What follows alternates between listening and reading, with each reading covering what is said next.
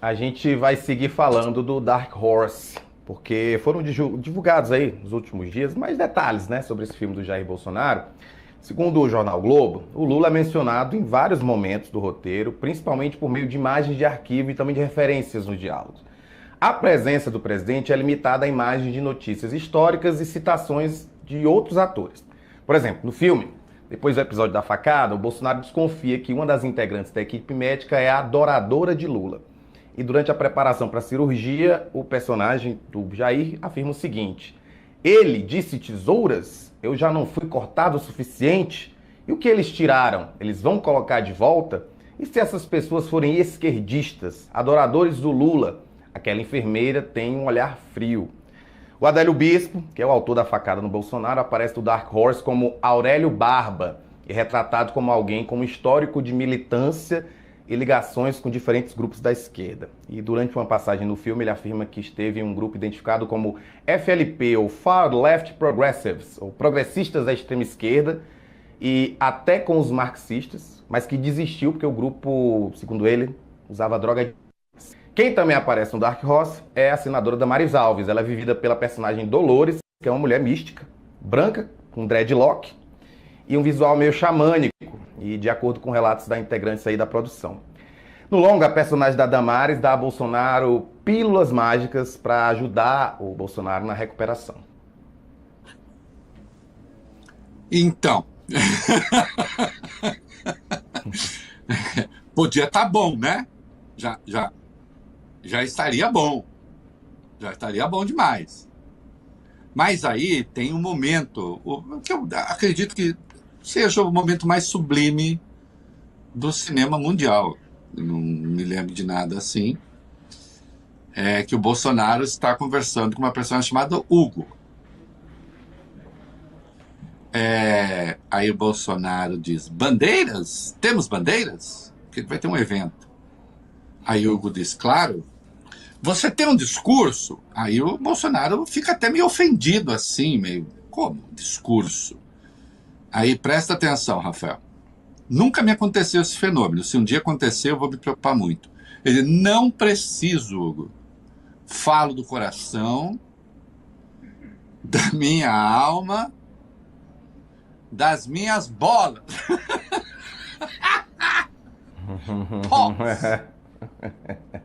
Os chamados testículos. Atenção, se você for para os Estados Unidos, não peça two balls de sorvete, tá, gente? Peça scoops.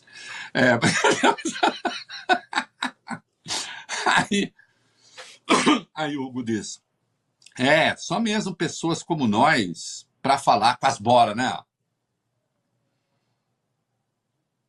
Ficou comovido, Rafael? Você ficou até, parece que você ficou paralisado diante de tamanha grandeza, né? 25 milhões de dólares.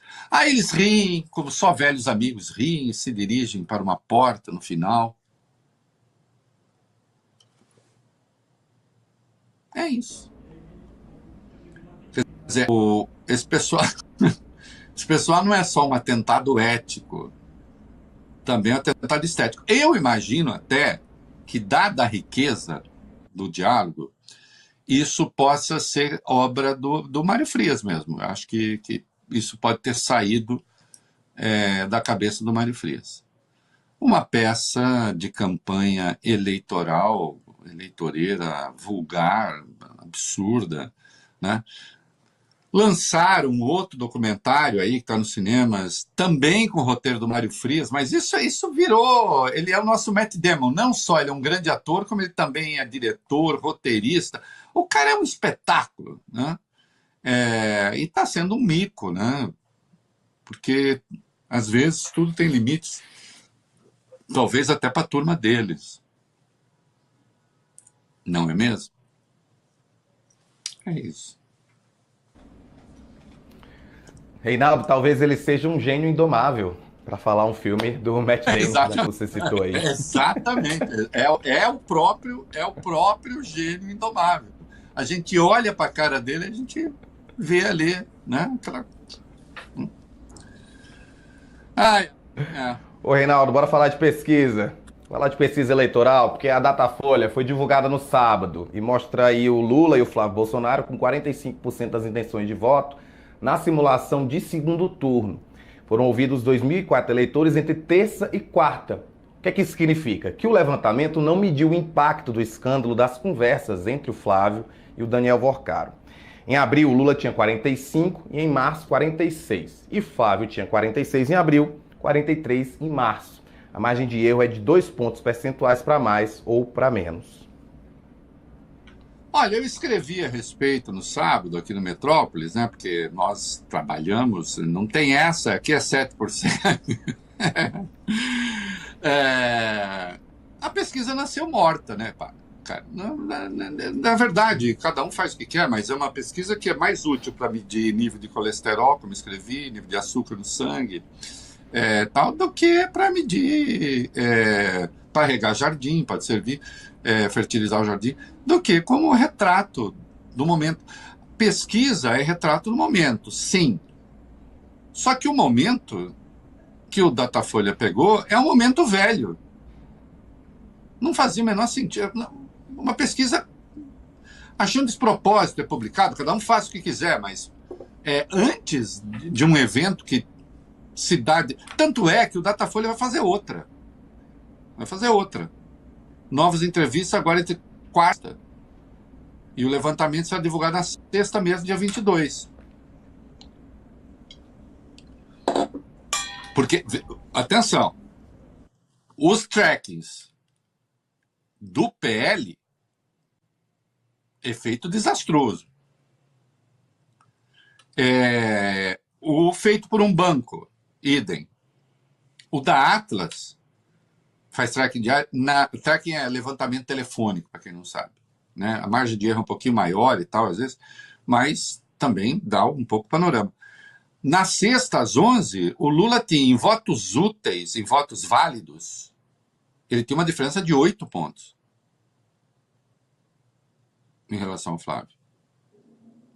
Aí vem o Datafolha e aponta um empate.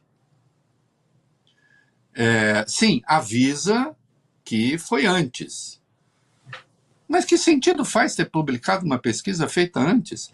Diz maior parte das entrevistas antes. Maior parte quando? São 2.004 entrevistados. O que é a maior parte? Quanto é a maior parte?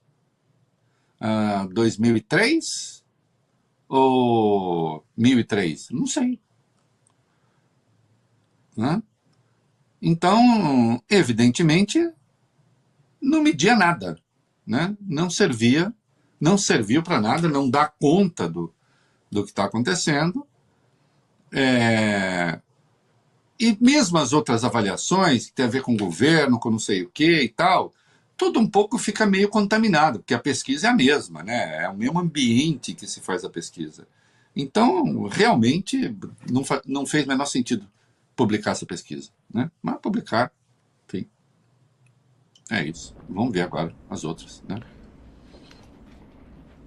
Porque tem mais pesquisa aí. A pesquisa January Quest foi divulgada ontem. Diz que 52% dos brasileiros são contra a redução de penas dos condenados pelos atos golpistas de 8 de janeiro. Os que são a favor somam 39%, enquanto os que não souberam responder são 9%. Entre eleitores independentes, 58% são contra a redução, enquanto 31% são a favor e outros 11% não sabem ou não responderam. E para 54%, o chamado PL da dosimetria foi promulgado somente para beneficiar o Bolsonaro. Já 34% acreditam que o projeto tem o objetivo de contemplar todos os condenados, enquanto 12% não souberam ou não responderam. Em 30 de abril, você sabe que o Congresso derrubou o veto integral ao PL da dosimetria, que trata justamente desse tema. Dias depois, dia 9 de maio, o ministro Alexandre de Moraes determinou a suspensão da aplicação da lei da dosimetria. O Moraes se manifestou após um pedido de alteração da pena de Nara Faustino de Menezes, que é condenada por participar dos atos golpistas de 8 de janeiro. O Alexandre de Moraes alegou que a solicitação só poderia ser analisada depois do julgamento lá no STF de inconstitucionalidade envolvendo a lei da dosimetria. No que estava certo, gerou algum estresse, muita burrice escrita, inclusive na imprensa, não sei o que tal, porque de gente que desconhece o processo legal. fez muito bem, tem que esperar.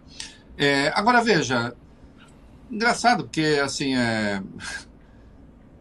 eles acham que tem uma maioria completamente indignada, e não tem mesmo com a redução da pena, mesmo a redução da pena, não tem apoio popular, cara. Assim, esmagador, definitivamente não tem, ao contrário, a maioria é contra, né?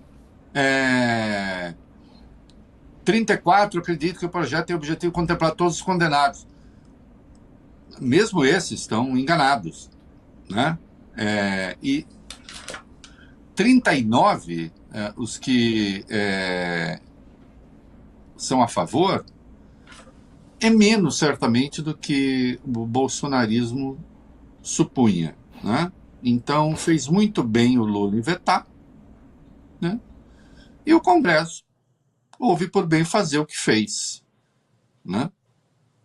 O Lula resolveu cumprir a lei, né? A meu juízo. Acho, inclusive, inconstitucional. Mas não creio que o Supremo vá tomar essa decisão. É bom deixar claro.